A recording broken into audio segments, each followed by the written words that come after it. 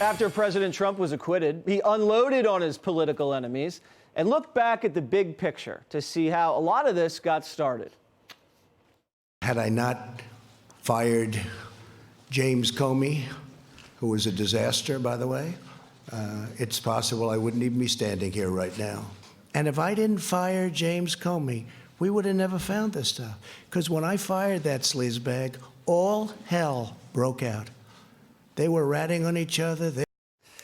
Here with reaction and making his Water's World debut, former New York City mayor and attorney for the president, Rudy Giuliani. All right, so it goes even farther back than that because of the collusion, because of the Steele dossier and all these allegations that ended up being a hoax. Now it looks like they're really going to press back on the enemies that started this whole thing. We talked about it at the top, the whistleblower. We talked about maybe Hunter Biden. They're going after some of his records. How far, Mr. Mayor, are you guys going to push this now that this whole thing's been acquitted? Well, I want to prove what happened, because I believe if we prove what happened, he will be totally vindicated. I can take it back to January of 2016. The possibility of the whistleblower was there. Right. NSC meeting. NSC, Obama and Biden representatives tell Ukrainian officials, get me dirt on Manafort. Right.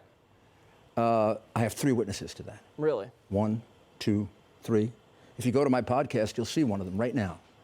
Andriy Teleshenko, yeah. Konstantin Kulyuk, and Nazar Kolonitsky.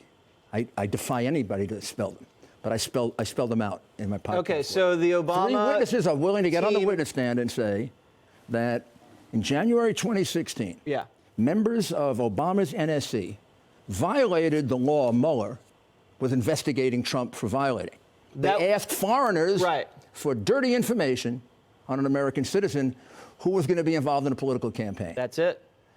If it's good enough for Donald Trump Jr. to be investigated for a year and a half, what about all these NSC members who work for Obama, work for Biden? Possible. Now, the 3 witnesses that you have, did they name names, these 3 witnesses? Do they say who in the Obama administration? Yeah. Yeah, really? They name names. They do? And we also have we have those names? We also have a memo. We have a memo. Yeah, what does the memo say? Oh, you do? Yeah. You have a memo? I got a memo, yeah. Do you have it on you right now? No, I don't have that on. You're not going to tell me right now? on me right now. You're not going to, but you maybe have it later. But there's no doubt of who was at that meeting. And there's no doubt, they may lie about it, but there were 3 Ukrainian, 2 prosecutors, and 1 member of the embassy. Okay, so that's the Manafort Black Book. That's what ended up being false. And you should understand there's also conversations in which the Manafort Black Book, Teleshenko was told by Chalupa, is intended to blow the Trump campaign up. Chalupa, the DNC contractor. And she uses the word in May, that's going to destroy the Trump campaign.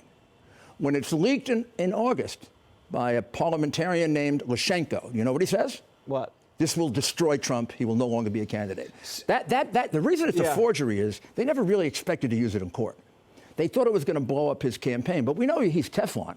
By that time, they thought the Black Book on Manafort was going to make Trump withdraw. Yeah, they did. They thought it was so naive. Because, you know why? They actually believed that somehow he was involved in the Russians, somehow he was involved with Manafort. They start to believe their own garbage. Right. So you have the 3 people that can testify to the Obama NSC, and you also have Chalupa, who DNC contractor. You have documentation of all this. Do you have any Hunter Biden documentation? Because that's what Lindsey Graham says he's going to do in the Senate committee. Lindsey, get started.